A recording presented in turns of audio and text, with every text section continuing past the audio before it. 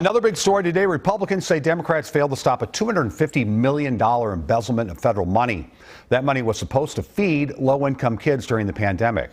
48 people have already been indicted in the scheme, as we told you last week. Many of them are affiliated with the nonprofit Feeding Our Future. Esme Murphy's at the Capitol right now, where Republicans have been holding a series of news conferences today. Esme? Well, Frank, it is 42 days until the election, and the Republicans who held these news conferences insisted this had nothing to do with politics.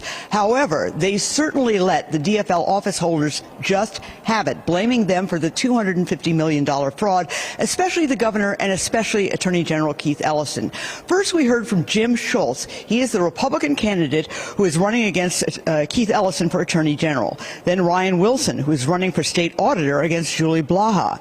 Then it was gubernatorial candidate Scott Jensen's turn to blast Governor Tim Walz. Jensen wants an independent investigation into what happened completed by mid-October. I think the following questions have to be asked. What did Governor Walz know? When did he learn what he knew?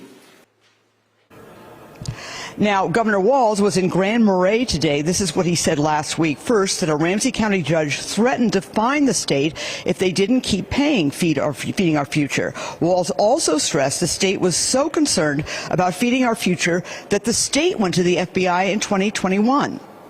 I and my team have not been able to say anything because the FBI was in an active investigation and we were told not to.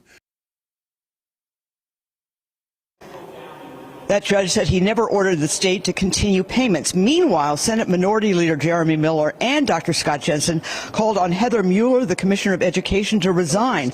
Attorney General Keith Ellison just issued a statement saying it was his office and MDE that first discovered the fraud and notified the FBI. Bottom line, this is a very big scandal, and you could expect the finger pointing to continue well past the November 8th election. Yeah, and I get people want to make political hay out of it, but I mean, it's staggering to think, Esme, that a $250 million leaked out before it could be stopped. Absolutely. And Frank, what people on both sides have mentioned is it doesn't get any lower than taking money from kids who are hungry in the middle of a pandemic. Yeah, on top of it. Good point. All right, Esme, thank you.